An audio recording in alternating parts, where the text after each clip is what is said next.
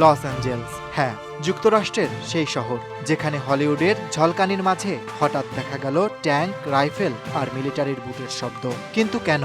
এটা কি নতুন কোনো যুদ্ধ নাকি অভ্যন্তরীণ সংকটের বিস্ফোরণ? বিশ্বাস করুন বা না করুন, এই মুহূর্তে লস অ্যাঞ্জেলসে মোতায়েন আছে ইরাক ও সিরিয়ার চেয়েও বেশি মার্কিন সেনা। প্রশ্ন হচ্ছে, এই শহরে কি এমন ঘটেছে যা যুদ্ধবিধ্বস্ত দেশগুলোকেও ছাপিয়ে গেল?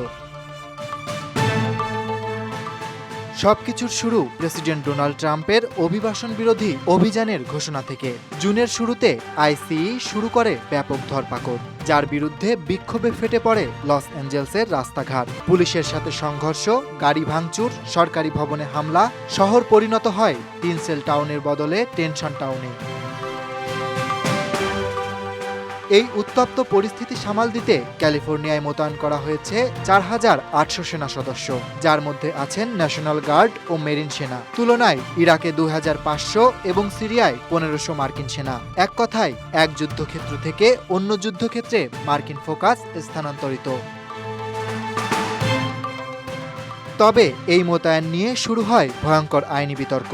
কারণ ১৮৭৮ সালে পৌজি কমিটেটাস অ্যাক্ট স্পষ্ট বলছে মার্কিন সেনা সরকারি আইন প্রয়োগ করতে পারবে না। কিন্তু বাস্তবে দেখা যাচ্ছে সেনারা আইসিই কর্মকর্তাদের সাথে অপারেশনে অংশ নিচ্ছে, লোকদের আটক করছে, এমনকি গ্রেপ্তার করছে পুলিশ আসার আগেই।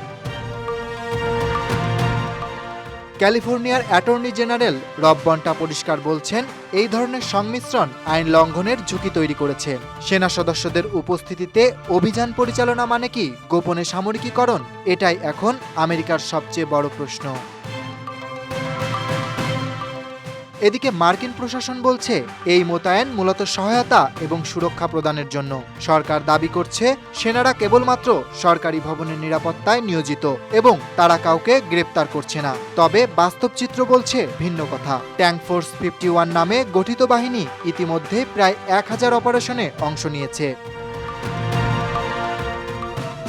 সেনাদের সাময়িক গ্রেপ্তার ও পরে পুলিশের কাছে হস্তান্তর কি আসলে এক ধরনের ব্যাকরোড পলিসিং? এই নিয়েই আমেরিকা জুড়ে চলছে তীব্র বিতর্ক। এই মোতায়েনের জন্য খরচ হচ্ছে প্রায় $১৩৪ বিলিয়ন। লস অ্যাঞ্জেলসের মেয়র ক্যারেন ব্যাস বিস্ময় প্রকাশ করে বলেন, এই টাকায় শহরের আবাসন সংকট, হোমলেস সমস্যা বা স্কুলগুলোর উন্নয়ন সম্ভব ছিল।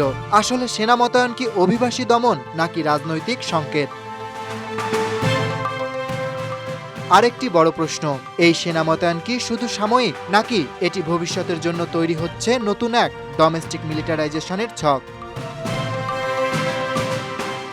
একটি দেশের ভেতরে যখন নিজ দেশের সেনাবাহিনী নিজের নাগরিকদের মোকাবেলায় নামাতে বাধ্য হয়, তখন শুধু প্রশ্ন ওঠে না, প্রশ্ন জাগে রাষ্ট্রের আত্মপরিচয় নিয়েই। যুক্তরাষ্ট্রের শহরগুলো যদি রণক্ষেত্রে পরিণত হয়, তবে গণতন্ত্র কোথায়? আইনের শাসনই বা কতটা টিকে থাকে?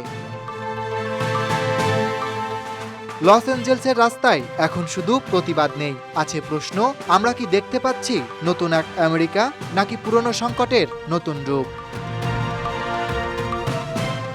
Dhaka express desk report.